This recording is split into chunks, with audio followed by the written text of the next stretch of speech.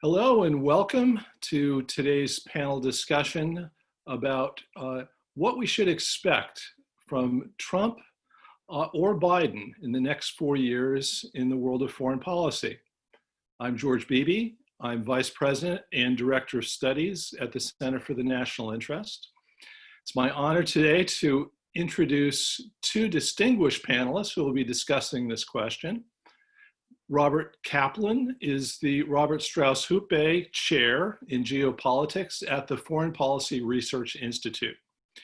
He is the author of numerous best-selling books on foreign affairs and, not coincidentally, a frequent contributor to the National Interest. His recent article in The Spectator magazine, The Return of the Blob, forecasts a restored level of competence under a Biden administration. Emma Ashford is a columnist at Foreign Policy magazine, and her writing has also been featured in numerous prestigious newspapers and journals, including Foreign Affairs, The National Interest, and many others. She recently published an op-ed in the New York Times titled, "Biden Wants a Return to Normal Foreign Policy. That is the Problem." I'd like to begin today's discussion by asking each of our panelists to speak for a few minutes on what they expect to see in the next 4 years under either Trump or Biden, after which I will open the discussion to questions and answers from our audience. Just a reminder, you all should have a Q&A icon at the bottom of your screen, and you can use that to submit written questions. Without further ado, Bob, let me turn the floor over to you. Well, thank you so much. It's a great pleasure to be here with you, George, and with Emma. I'll consider two possibilities. One is what foreign policy would be like under a Trump term, which is the lesser of the two probabilities, and then given the polls at the moment, and then what it would be like, in way more interestingly, under a Biden first term. As far as Trump goes, I think we will see the end of 75 years of the so-called liberal international order. 75 years is a long stretch in history. Even in Rome or ancient Greece, a lot happened in 75 years, and that was with no technological advancement during those periods. Considering the technological advancement between 1945 and now, that is an extremely long stretch, and as a result, numerous distortions built up along the way. 75 years ago, the United States was the only major country in the world that did not have its infrastructure destroyed during World War II, had a much higher standard of living than anywhere in Europe and elsewhere. That's all gone. Germans, Dutch, etc., our allies, live much better than we do on the whole. It was a great era, but it had to end sometime, and I think we would really finally see the end of that with a second Trump term. Going around the world with Trump in power for another 4 years, Europe would really be the fight club, fought over by an ambivalent America, a surging economic China running ports in Greece, Italy, moving into the Portuguese economy in a big way, and in many other respects, entry into Europe, etc. The Russians, meanwhile, will have a chokehold over in terms of natural gas in Western Europe, or will seek to have one. They already dominate the space in many different spheres in Central Eastern Europe. The Indo-Pacific will see a further weakening of the U.S. alliance in a second, U.S.-led alliance, second Trump term. We'll really see a Finlandization in a way. China is there. It's in East Asia. It's not going away. It's the geographical, demographic, economic organizing principle of the region, and with a diminished U.S.-led alliance, countries like France or even Australia, etc., would have to make their peace with China. We could see a withdrawal of U.S. troops from South Korea. South Korean-Japanese relations are terrible end of the Trump administration. We never sent an assistant secretary of state there to mediate between two US allies. All that would go downhill. And in terms of US-China relations, who knows what will happen. Trump may lose interest somewhat in confronting China in a second term after he's won re-election. We'll have to see about that. So anyway, and finally the Middle East, which would be maybe the only bright spot in the second Trump term. Because I think if Trump actually were reelected, the Saudis would officially establish relations with Israel within 6 months or a year. We could see real political disturbances inside Iran. We had them in 2019, mass uprising against the regime. But once the COVID scare is over, that may continue because Iran will see no daylight. All right, Biden administration. In terms of its foreign policy, there will be an initial stabilization because of competence. And the reason, and what I mean by competence is, I'm not even talking about who would be Secretary of State or Secretary of Defense. At the middle, lower levels, upper middle levels that manage the day-to-day foreign policy of the world, meaning today's Azeri-Armenian dispute and all the issues that don't make it on, that are page 3, page 4 stories, but really, really matter.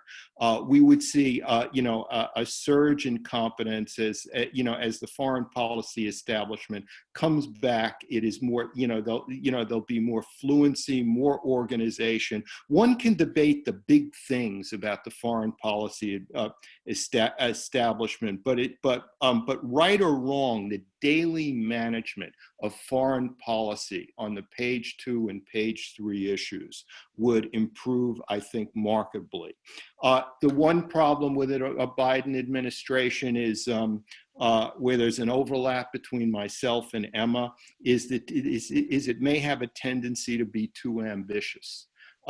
That's been a problem with the blob. The blob harks back to an era when the US dominated the world, where it had a surging middle class, it had a higher quality of life than any place else in the world. Those days are gone.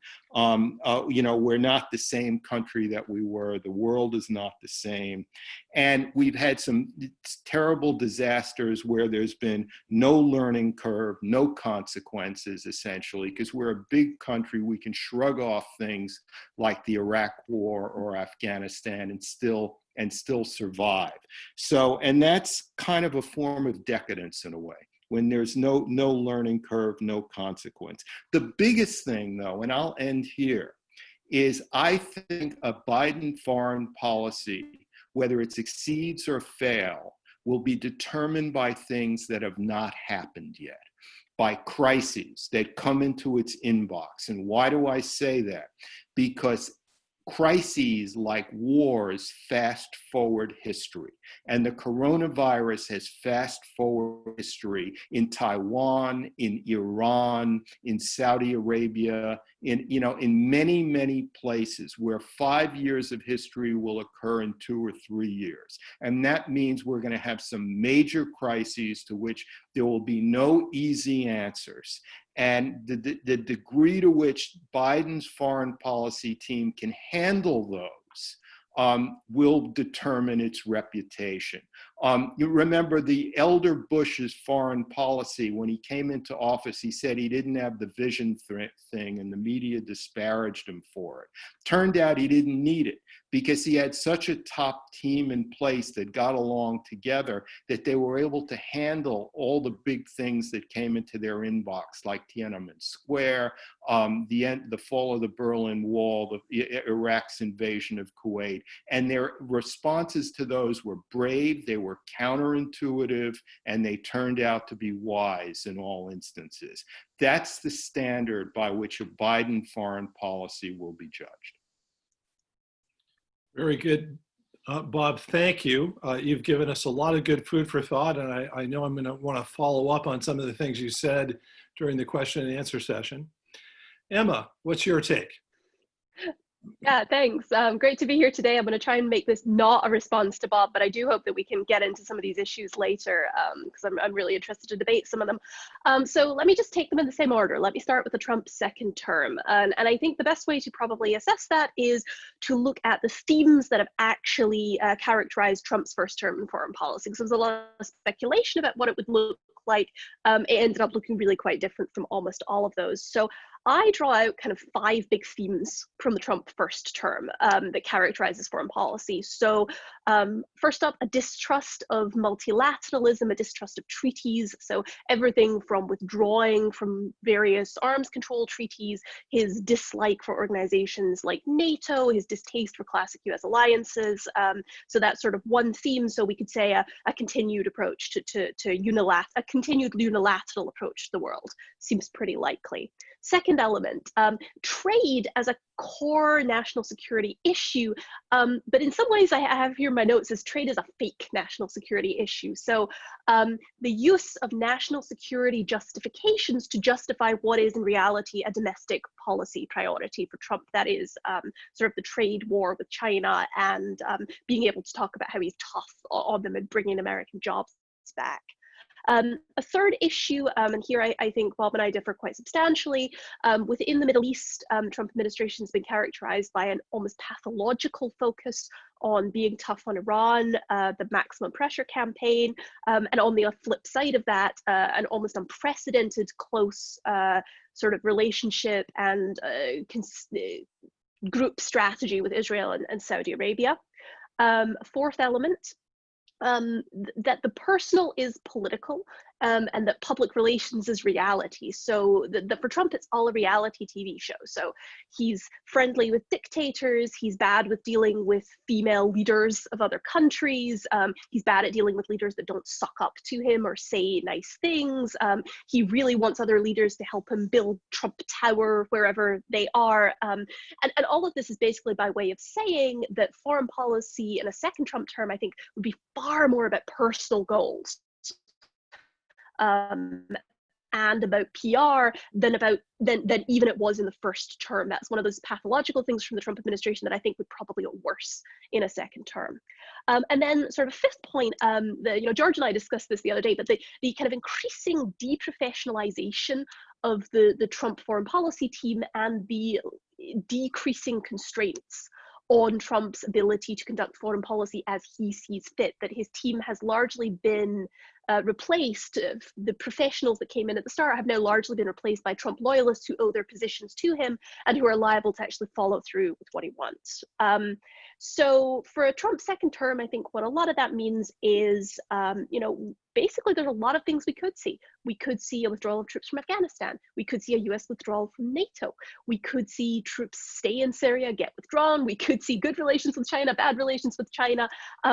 Nothing is off the table because I basically see a Trump second term as Trump unfettered. So within the sort of gradual, within the general confines of those themes of his foreign policy, I think he could basically go a lot of different directions.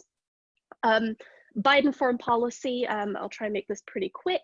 I see a Biden foreign policy as what you might call restorationism, and I think Bob and I have quite a lot of agreement on this question.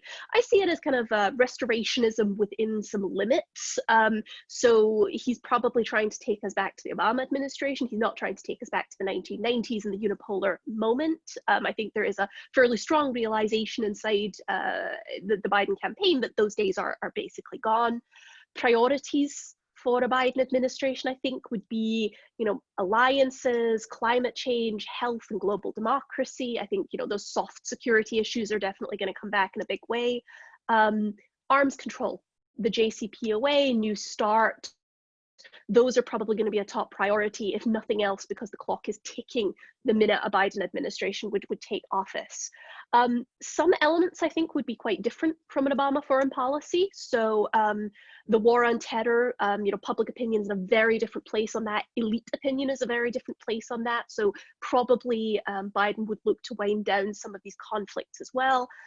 We've seen the Democratic Party move towards a tougher stance with Saudi Arabia, shifting away from as close a relationship with Israel. So some of that will probably play into Biden's foreign policy.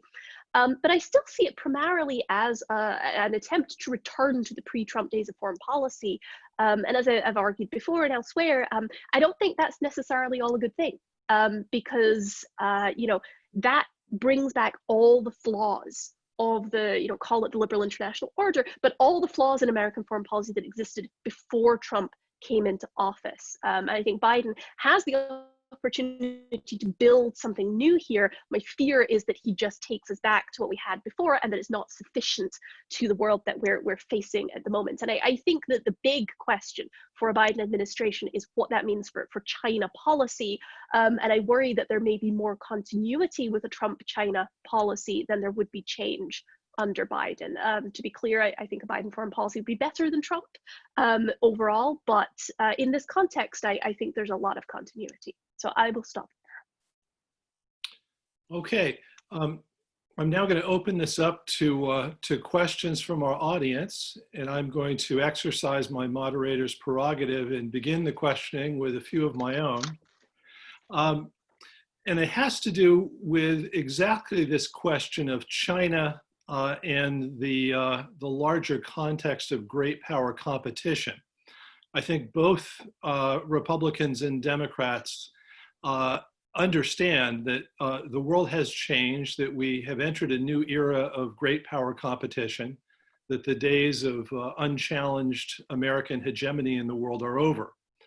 But do you see real differences in how either Trump or Biden would approach great power competition with Russia and China? Or are they more or less going to adopt the same way of dealing with this competition? Bob, you want to start off on that? Yeah, I'll start off. I think because and if Biden were elected, what he may do is try to restore US-China relations, not to what they were before, but to use an analogy to the post-Cuban Missile Crisis Cold War. Remember, up until the Cuban Missile Crisis, there was no nuclear arms treaties, no hotlines. It was really, really dangerous. Both sides were exploding atomic weapons in the air. And then at the Cuban Missile Crisis, both sides stared into the abyss and didn't like what they saw. So after that, you got hotlines, you got regular summit meetings, you got a whole bunch of that. You had various arms treaties. You had a whole operation on both sides to circumscribe and draw parameters around the Cold War to make it more tame and safer. I think that would be initially what a Biden administration would do. It would say, we're not going to be any softer on China than Trump was, and we're not going to solve this thing. We are in great power competition, a Cold War in the lowercase spiritual sense of the term. But what we can do is make it less deadly. And that's something that I think financial markets might reward the Biden administration for. In other words, let's draw guidelines and rules of the road for this competition. So I think you'd see a more organized, a lowering of the temperature initially between the U.S. and China. But soon after that, in a second and third phase, you would see that the problems are the same, that a Biden administration could be just as tough in different ways. Yeah, I think I agree with Bob that the overall issues would be generally the same and the approach would be very similar. I mean, so how I would characterize the difference basically boils down to competence. That a Biden administration would pursue a strategy towards China that was at least well thought out, and there's lots of moving parts, there's interagency cooperation, people are producing memos, the National Security Council is reading them, and I think that has good and bad points. This would probably allow a Biden administration to do things like dial down some of the unnecessary trade tensions, for example, so to diffuse some of these things that have happened just because Trump is so sort of openly, personally hostile to China and to free trade.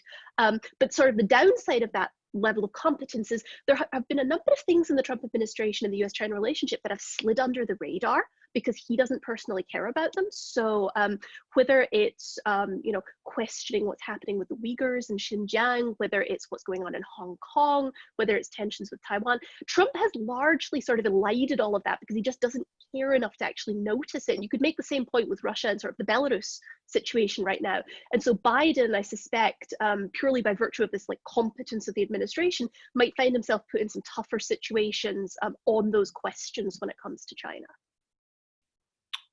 Okay, well, speaking of arms control and managing the dangers in great power relations, we have a question from Richard Burt, former US Assistant Secretary of State for European Affairs, who had a lot of experience in that world back in the Cold War days. And he asks, what will Biden's priorities be in dealing with Putin? That's a great question, because U.S.-Russia relations at the moment are somewhat, just completely conflicted, dysfunctional. Because on the one hand, you actually have a Trump administration policy of being tougher on Russia in many ways than Obama was, whether it's trying to stop the Nord Stream 2 pipeline, moving more troops into Central Eastern Europe, but yet the president indulges Russian president rhetorically. And that, of course, has an effect on the overall atmosphere. So it's a dysfunctional relationship. The Russians have trouble perhaps in analyzing Trump, just like, Xi Jinping and much of the rest of the world does. I think what the Biden administration will try to thread a needle between being very tough on Russia, but again, dialing down the temperature. And getting tough initially to build up credibility. And then once sufficient credibility is built up that Trump didn't have, to then, have some sort of organized diplomatic talking arrangement to see what the US and Russia could do to dial down the temperature between the two. Yeah, I think this is actually kind of the key point. The Trump administration's approach to Russia has not been coherent. We basically had this two-track approach. And so what I suspect we would see in a Biden administration is, on the one hand, more personal sort of, remarks from the president about how terrible Russia is and how terrible Putin is, at the same time as policy actually becomes somewhat more willing to talk to Russia on big issues. So I could see some big priorities for a Biden administration. Deterrence on election issues and some of this sort of interference issues, arms control. New START runs out, I think, right after a new term would start. And all of these things are places where you want dialogue to actually be happening. So not just, so a Biden administration is not going to either sort of say, Russia is so terrible, we must, never talk to them. But I equally don't think they're going to continue this sort of two-track approach that Trump has been doing. It should be more coherent overall, even if I'm not sure how successful it will actually be. Yeah, if I could add a point that the more coherent U.S.-Russia and U.S.-China relations become, the easier it is for the U.S. to find space in places. It's not to play them off against each other. That's too exaggerated a concept. This isn't 1971 when Russia and China were almost at war with each other. And so you could have an opening to China to balance against Russia. But if we could just normalize relations with Russia and China somewhat, there would be a space there by improving relations with both, so that the Russia-Chinese alliance is not as sturdy and as lethal as it is today. All right, very good. We have a question from Anton Fedyashin of American University. He says, Trump's critics often argue that the damage his administration has dealt to American foreign policy and international standing is irreparable. How would the speakers evaluate this claim? Is the damage gone too far for repair? Should I go or let Emma? I can go. Yeah, all right, let Emma go first this time. Sure, I'll go first this time. Yeah, I mean, so as far as as far as I see it, Trump has done nothing that is structurally irreparable, right? He hasn't actually withdrawn us from major treaties that we couldn't go back into. He hasn't withdrawn us from major alliances that we couldn't fix. So all of it is, I believe, technically reparable. But I think there's a perception problem on the part of other countries. That is something that will be much harder to fix. So 4 years of Trump, I think, has encouraged a lot of other countries to consider what they would do if, either Trump is reelected, or if, after a Biden administration, the pendulum swings back and we have someone similar to Trump again. And so there, I think, is the impression in a lot of countries that they have to consider more how they might meet their own security needs, how they might handle matters for themselves. And I don't necessarily think that's a bad thing, but I think that is the change that Trump has wrought. It's not that we couldn't, under a Biden administration, return to some semblance of the liberal international order, the structures that already exist. It's whether those will be as effective as they used to be after 4 years of Trump. Yeah, I would add to that what 4 years of Trump has shown the world is that America is not the same country that it was before, and that even if America goes back to a more conventional president and administration, what got Trump elected in the first place were indications of a changed America that will not go completely away. So that there will always be a question in their mind, no matter how much Biden would say things like, we're back, it's been a 4-year nightmare, we're back, our alliances are strong, Europe, we love you, East Asia, we love you, let's talk with Iran, all that. The world will say, all right, that's better, but there'll always be a doubt in their minds. So it's the perception that is the real poison, that that the Trump administration really hurt the U.S. in terms of credibility. I'd like to flip Anton's question around and ask it in a little different way.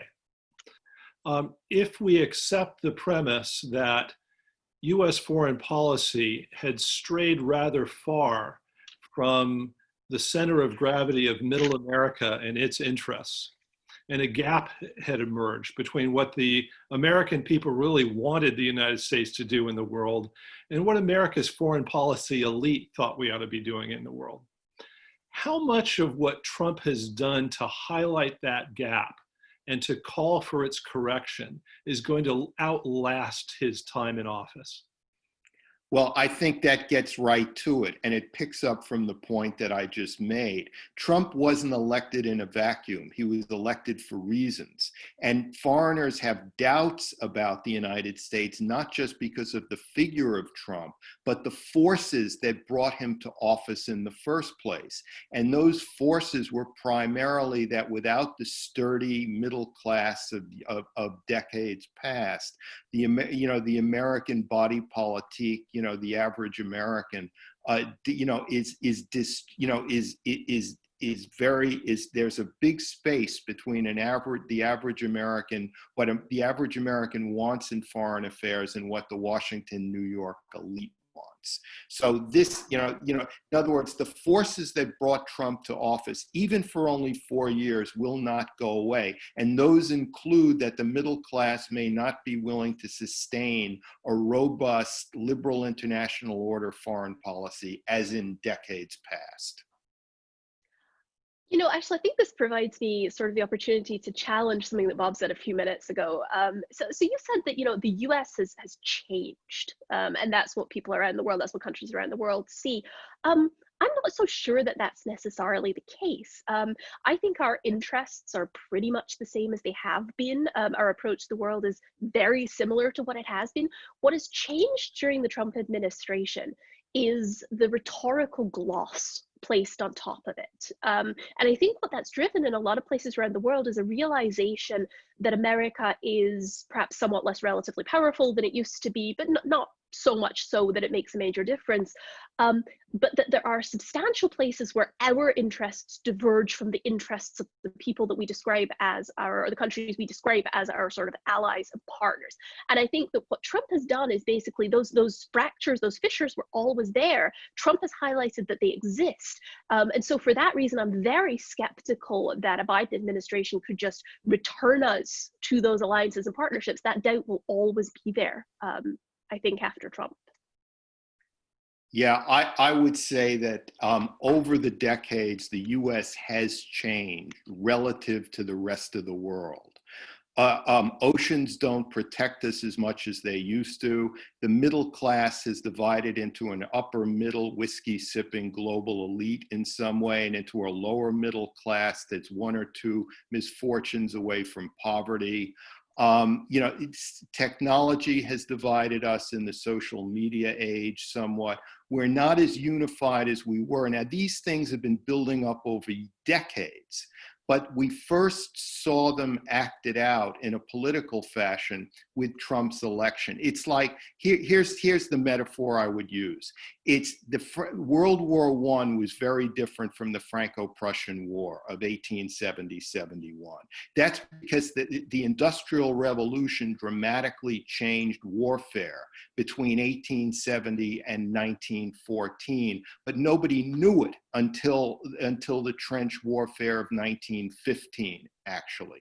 So there was always a lag time between inexorable, gradual changes and then something dramatic happens. So the Trump election was sort of a lag. We finally saw how the country had been shifting because of technology, globalization, economics over the previous years and decades. I at the risk of taking up the question time, I agree with you that there were shifts in public opinion. I agree that we started to see some of the impacts of particularly economic globalization and its impact on jobs inside the US. But I'm not so sure that technology has changed things to the extent you say. I think, if we look at stuff like, Russian interference in our elections, there are a lot of people in Washington out there over the last 10 years talking about how we were going to see cyber Pearl Harbor, and all our infrastructure was going to explode, and it was going to be so dangerous now that oceans couldn't protect us. And in fact, what technology like that what hacking turns out to be useful for is basically for stealing some secrets and passing them to the press, or for messing around on social media with large groups of people. It's not the kind of catastrophic military conclusions that we were led to expect. And in fact, the biggest threat to America still remains the nuclear weapons held by other major powers. Sorry, George, I rather stole your question time. Not at all. That's exactly the sort of exchange that I was hoping for in all of this, so bravo. We have a question from Dmitry Suslov from Moscow's Higher School of Economics. He is one of Russia's leading authorities on American foreign policy. And he asks several provocative questions. One is, can we talk of a coherent foreign policy in conditions of the current political polarization in the United States, when foreign policy has essentially become a platform for domestic political struggle? And then part two of his question, when can a new foreign policy consensus in the United States emerge, and what can it look like? Any responses to this? Emmett, you want to start? Okay, I think you can have a coherent foreign policy emerge, because the president, even if elected by a very narrow margin, has a wide span of influence in foreign policy that he or she lacks in domestic policy. By who he appoints, he has leeway in foreign policy. And there are a lot of Republicans, not only never Trumpers, but other Republicans that could easily go along with a more moderate, not going back to the Clinton era foreign policy, but more towards the Obama era foreign policy. which could be a kind of useful compromise, you know, that where you could, that would enable a unified foreign policy space. Of course, nowadays, with all the think tanks, all the publications, the small journals, whatever you do, the foreign policy will be attacked. But in terms of, you know, widespread public support, you know, as long as it doesn't misjudge the public's appetite for engagement abroad in all its spheres, you could have, you know, you could certainly have a foreign policy that, you know, that's functional and that works given public opinion. Yeah, so I would definitely tackle the first of those. So the question about partisanship, which I think is a really interesting one. I do take a somewhat different approach here. So I think there is a problem with partisanship in foreign policy. I think it particularly manifests in the areas where the president does not have sole authority. And that is in treaties that have to be approved by the Senate, sanctions that have to be lifted by Congress, or where Congress can interfere by passing more sanctions that the president can't lift. And I think the JCPOA is a real warning signal to a lot of states around the world, most notably to North Korea, but to a lot of states, that what one president does, another president can and might reverse. And I think until the Trump administration, we had largely not seen that. Bush and the ABM treaty a little, but that was far less contentious. And I think particularly to the extent that the Republican Party remains hostile to arms control, that is going to be a partisan issue going forward. And then the other area where I think we're starting to see some partisanship actually impacting US relations is for a very few small countries. So for all the talk about Russiagate, a lot of the Trump administration's connections during the election were actually with the Emiratis, the Saudis, the Israelis, and just the way that this administration has conducted foreign policy, and that those countries have responded by building personal ties, potentially corrupt ties with individuals inside the Trump administration, has sort of pushed the Democratic Party further away from them. And so these are relationships like the US-Israel relationship that used to be solidly bipartisan, and now we see the parties taking somewhat different approaches to them. So that's the other area where I think partisanship rather actually is making a difference. We have a question from Paul Hare from the Center for the National Interest. Paul asks, is Biden prepared to pursue a foreign policy that at least implicitly acknowledges that the United States has declined relatively since the end of the Cold War, and to recalibrate US strategic ambitions toward working within a multipolar world rather than seeking to revive US primacy? In other words, will reality exert a force on how Biden approaches foreign policy? Well, if you look at Biden's whole record, he was against the troop surge in Afghanistan. He was, I don't know if he was against, but he was skeptical about taking out bin Laden. He may have been in favor of the Iraq War in 2003 as one vote in the Senate, but he quickly, started holding hearings about breaking up Iraq, which showed a real cognizance of the limits of what America could accomplish. So I think Biden is very capable of that. And I think that, we still live in the era of the post-Iraq War, in my opinion. Just like we lived in the era of the post-Vietnam War for decades, and it's something will happen somewhere along the line that will get us out of that era. But for the moment, we're still in it. And I think any administration, not just the Trump administration, is going to be very wary of foreign adventure. By a foreign military adventure, I mean large, significant numbers of ground troops somewhere. And I think that, Biden, like Trump, is basically his instinct is to reduce troops even further in Iraq, in Afghanistan, in Syria. So I think he's very capable of that. So I'm not sure I read the war on terror stuff necessarily as an acknowledgement of American decline, the way Paul is asking, and perhaps he could clarify. But I was sort of interpreting that more to be a question of Biden's ambition for sort of US global leadership. For lack of a better word. And if you look at the campaign documents, they are just full of exhortations of we will return to American leadership, America will lead the world again. There is some talk of, among other countries, with other countries, but the language is very much that classic primacist post-Cold War language. And I think if you look at some of the advisors on the Biden campaign, you do see more subtlety. Jake Sullivan had a really interesting piece in The Atlantic about a year ago about, how you can't necessarily just return to the pre-Trump liberal international order. But I do think that it's an open question about whether Biden is going to adopt a more modest approach to some of those issues, or whether he's just going to try and go back to America as the preeminent actor in all problems. Jacob Heilbrunn, who's the editor of the National Interests, has an interesting what if question. What would be the implications if Trump withdrew from NATO in a second term? Would, among other things, Europe become an adversary of America or simply shuttle between Washington and Beijing? Well, I think that if that actually happened, then you would really see turmoil in Germany, because Germany is the de facto low-calorie version of imperial leader of Europe.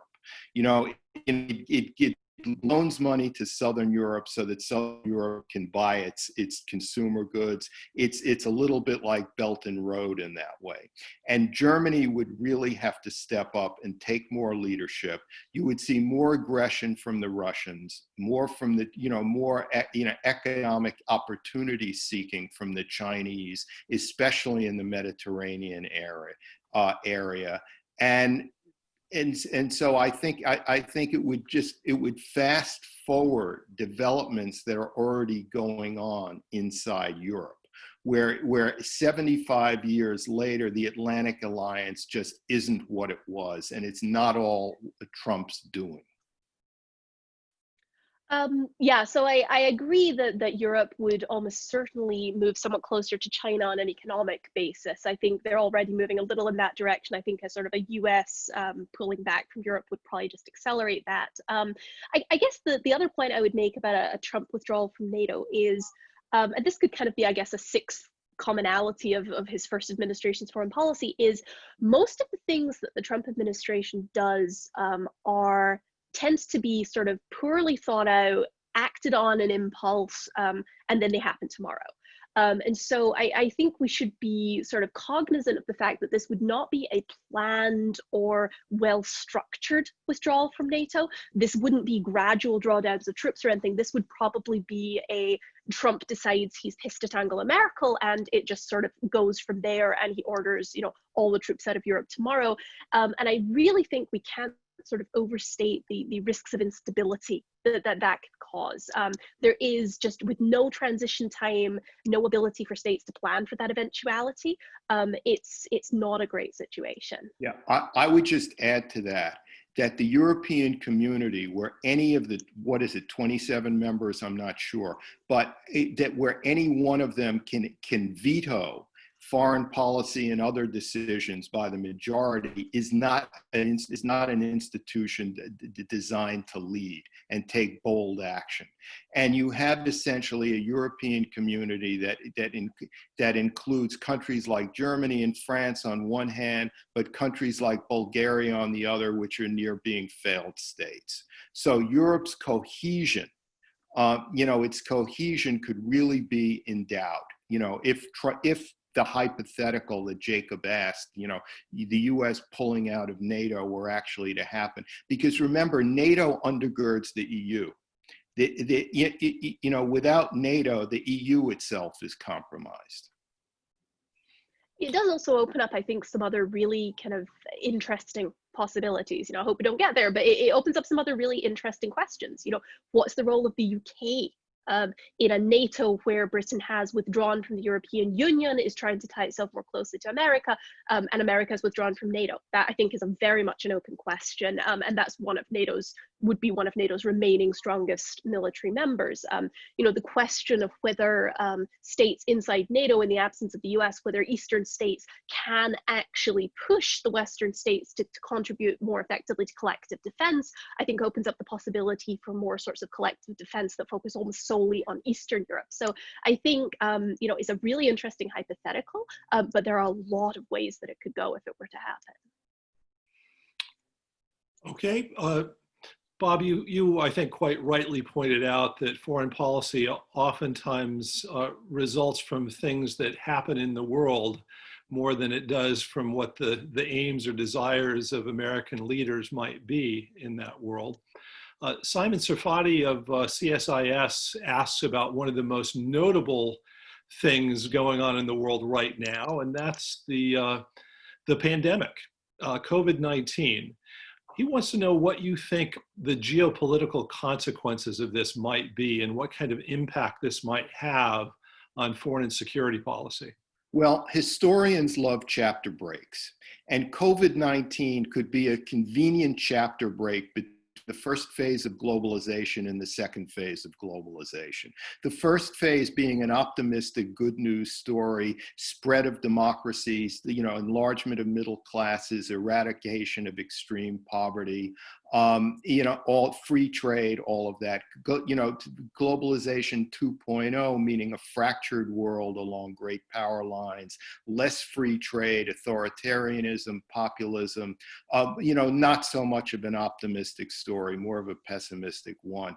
And I think the real effect of COVID-19 is going to be more in the developing world. That Washington hasn't focused on, because it's caught there, it's happening there late. It's spread there late. They don't have the financial institutions to bail them out to the degree that the Fed can bail out the United States.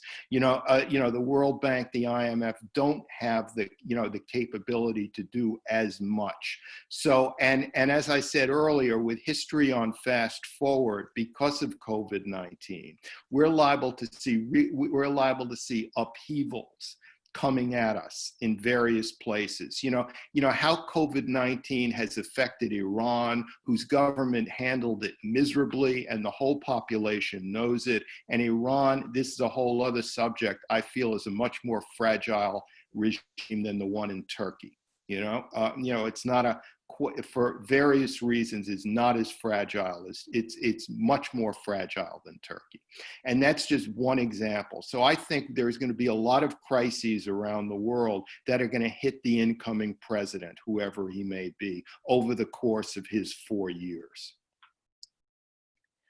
I think Bob's description of the pandemic as a chapter break is actually a really apt one, because I don't believe the pandemic itself is going to have substantive geopolitical consequences. I don't think it's as an event itself, it is obviously going to have major consequences, but I think in this context, the effect has been to, in fact, just call attention to the slide towards multipolarity that was already happening in the international system, and to highlight the fact that the United States can no longer is no longer able or willing to enforce solutions on global collective action problems like global health. I think that doesn't really bode well, particularly for issues like climate going forward, and suggests that there will be problems down the road. But I think the impact of the pandemic is less the actual physical impact of what it has done around the world, and more the fact that it has made countries aware that we're no longer in this post-Cold War moment where the US basically performed the convening function to try and resolve these kind of issues. All right, we have a statement from Michael Vlahos of Johns Hopkins University that I'm going to put into question form. He says the US is facing its biggest crisis since 1860. When greater world powers are seized by internal upheaval, customary norms and frameworks must be put to the side.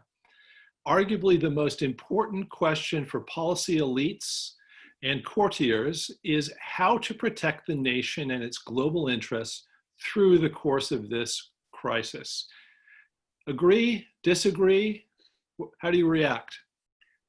I think, first of all, the jury is out for at least another 5 weeks because everyone's assuming that we're going to have such a close election, there won't be a result for days or weeks. Everyone is in the mindset of being ultimate pessimists on the election. But we could have a realignment election. We could have a candidate like Biden win by a comfortable majority and know the next day or the day after who won.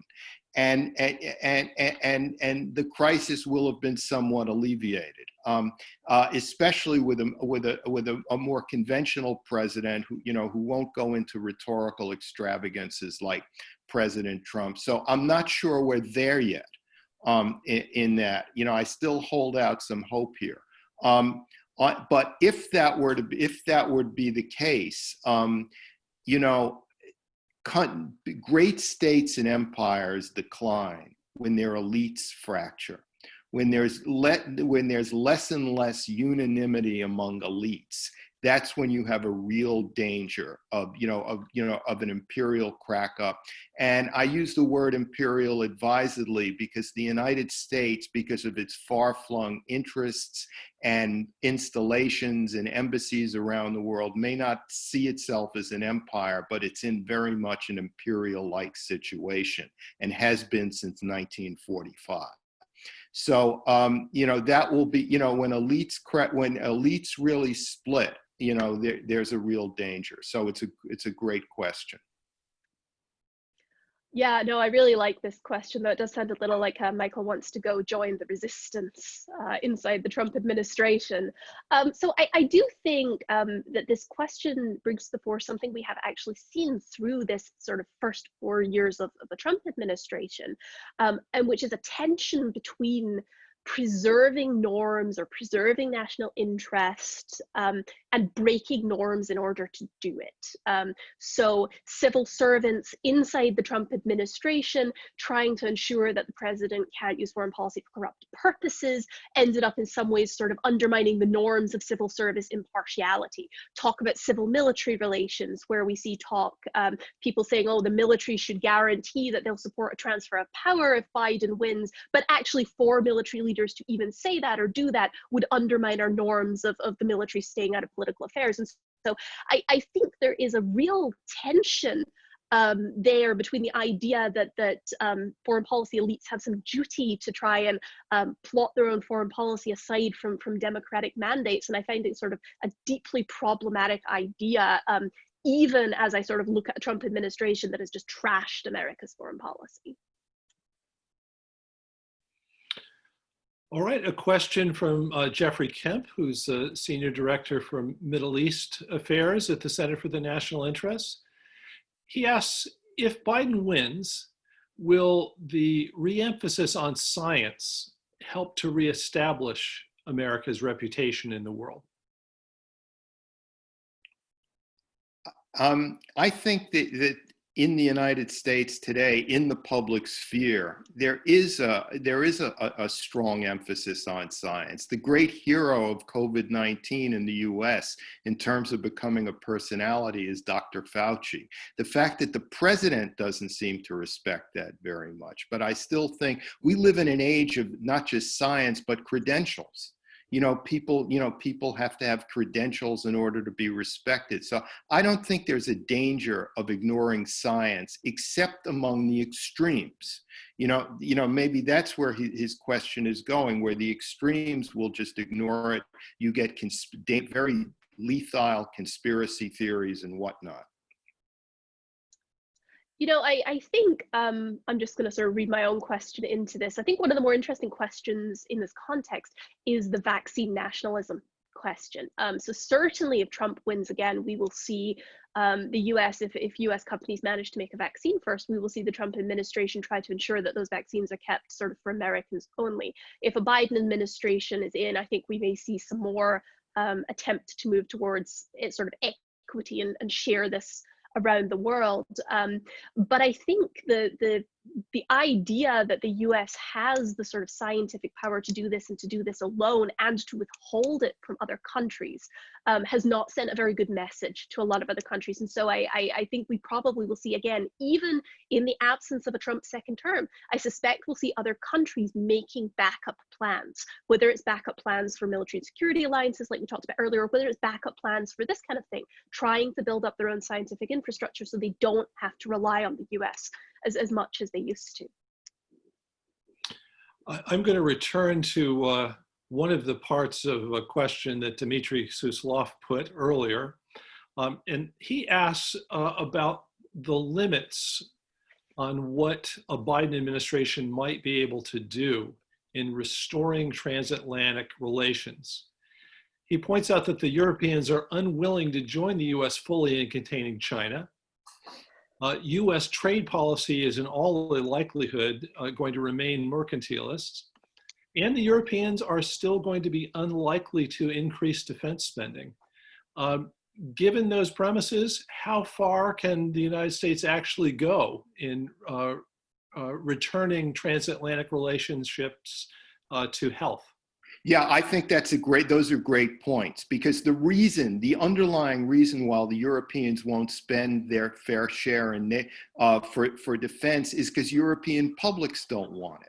Because European publics see defense not in terms of tanks and armored brigades, but in terms of intelligence, keeping out migrants, that kind of thing. You know, if you're sitting in Madrid or Lisbon, you don't care very much about the Suwałki corridor between Poland and Lithuania, which Russia threatens. So that's not going to go away. Biden will be tough on free trade, you know, maybe not as extreme as Trump, but he will follow the Democratic Party lead in being, in being, quite a bit mercantilistic, himself. So there is no going back to what there was originally. Remember, the Soviet Union did no trade with Western Europe, more or less, whereas China has enormous numbers of consumer high-tech products to offer Europe, not just 5G, but many other things as well. And we haven't even spoken about the pharaonic network of natural gas pipelines that Russia has working throughout much of Europe. So there is no going back to the Cold War dependence of Europe upon the United States. We're talking about degrees, calibrating degrees. I think this actually leaves out what I consider to be sort of the biggest issue in transatlantic relations going forward, and that's the question of sanctions during the Trump administration. The fact that the Trump administration, not quite for the first time, but certainly in the biggest way, effectively turned its guns on its own allies when it comes to sanctions. So the question of Iran sanctions and snapback and whether these things would be applied extraterritorially, the question of sanctions on Russia, sanctions potentially on Nord Stream that European countries didn't want to see, or some European countries, Germany, didn't want to see, but maybe imposed anyway.